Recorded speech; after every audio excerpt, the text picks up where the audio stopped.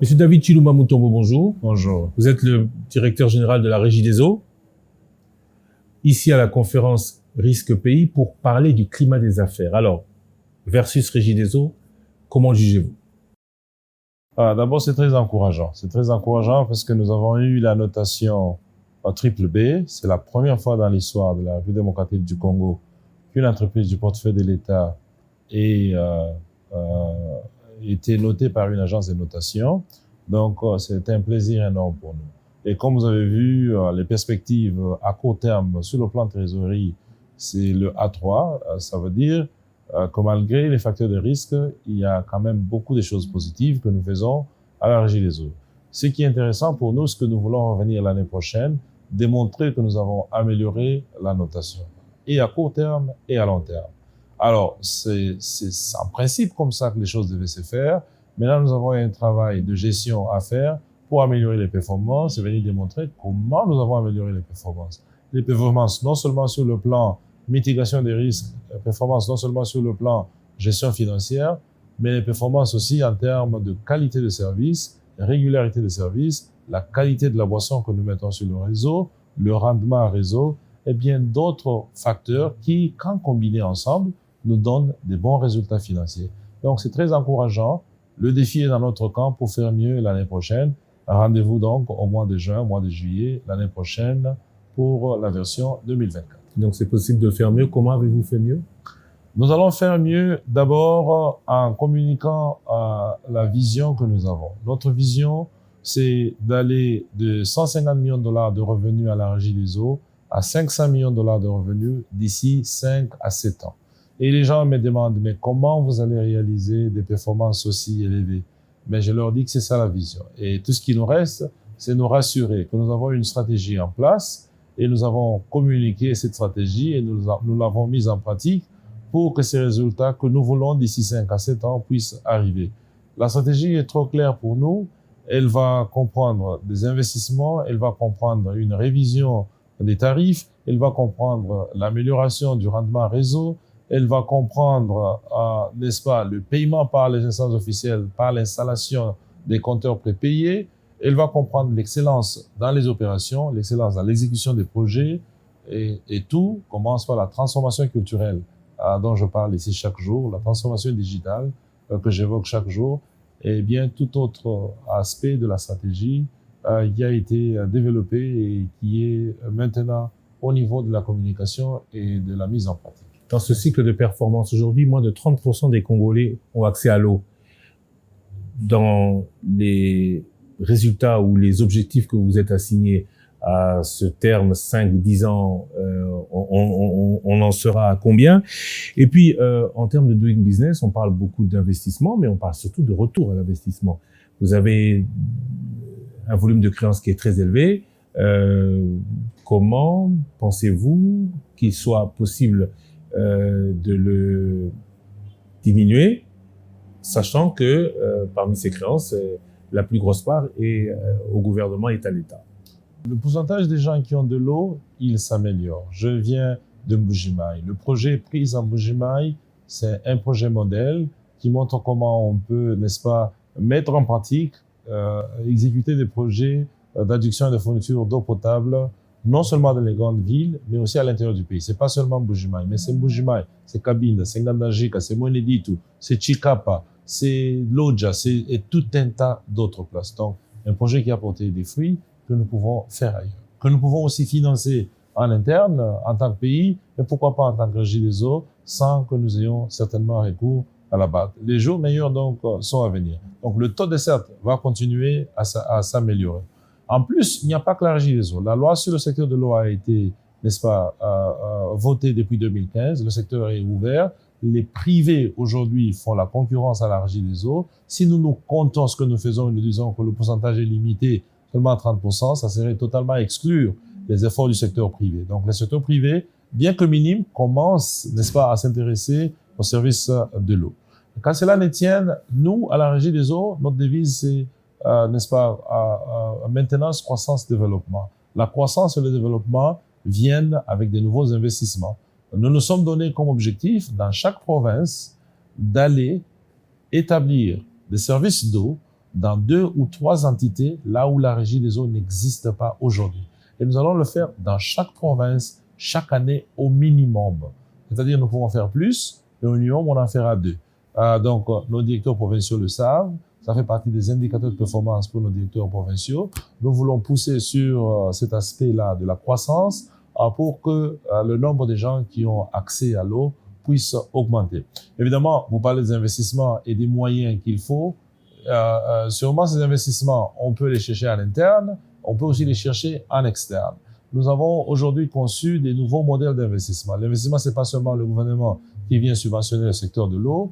Nous pouvons aussi appeler le secteur privé à aller en partenariat avec nous, avec des solutions hors bilan, des SPV, des PPB, pour qu'on investisse dans le secteur de l'eau. Je crois fermement qu'avec la vision que nous avons d'aller de 150 millions de dollars à 500 millions de dollars, nous pouvons réaliser des profits de l'ordre de 15 à 20% annuellement. C'est le net. Dans le secteur de l'utilité ou des utilités dans le monde, entre 15 et 20% annuellement au minimum, c'est quand même attractif. Si nous pouvons faire mieux dans le contexte du Congo, on le fera. Bien sûr, le gouvernement ne paye pas encore ses factures, mais il y a beaucoup d'engagement. Je viens d'apprendre ce soir que nous avons finalement obtenu la signature du ministère des Finances pour que le gouvernement nous paye mensuellement une quote-part dans ce qu'ils nous doivent chaque mois. Nous apprécions l'effort du gouvernement et nous disons merci à tout le gouvernement, à son Excellence Monsieur le Président de la République, à son Excellence Monsieur le Premier ministre. Notre objectif aujourd'hui, c'est de trouver d'autres moyens d'investissement en dehors du gouvernement. Donc, le gouvernement va continuer à payer, mais nous allons aussi adopter les compteurs intelligents en mode prépayé. C'est-à-dire, nous allons aller dans les instances officielles comme chez nos consommateurs privés et industriels, comme institutionnels, pour, n'est-ce pas, commencer à installer des compteurs prépayés, que chacun paye sa consommation régulière. De cette manière, on n'a pas de problème d'arriérés d'impayés. Ça va améliorer notre trésorerie. Ça va nous permettre de faire des investissements quand nous le voulons. Donc, les perspectives sont meilleures. Je crois que l'année prochaine, la notation de la régie des eaux sera dès loin meilleure que BBB. Mais évidemment, comme je le dis, the proof is in the pudding. Le travail continue. Très bientôt, nous serons encore dans ce même studio. Nous parlerons de la notation de la régie des eaux. Et j'espère vous dire à ce moment-là, Monsieur Christian, voici, nous avons amené des améliorations. Le rapport parle de lenteur des réformes. Dans ces réformes, il nous revient que la régie des eaux génère moins d'argent qu'elle n'en dépense pour produire. Alors, nous sommes dans le cas du doing business. Comment la régie des eaux peut avoir un regard optimiste sur l'avenir quand l'eau qu'elle facture est inférieure à ce que ça lui en coûte de la produire? Non, une très bonne question. Je crois que nous, en tant que peuple, en tant que citoyens, nous devrions nous poser cette question chaque jour.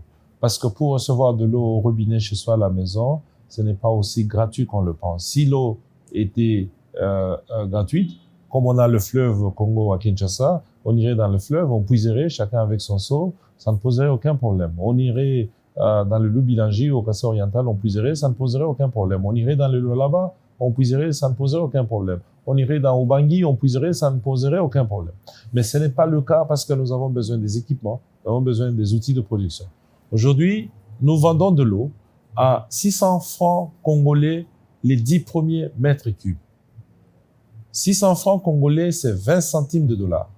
Quand nous allons chez l'Indien ou chez le Chinois ou chez le Libanais et bien d'autres, y compris des Congolais qui ont des supermarchés, nous achetons 1 litre d'eau à 500 francs. D'accord? Ça veut dire, nous achetons 1 mètre cube à 500 000 francs.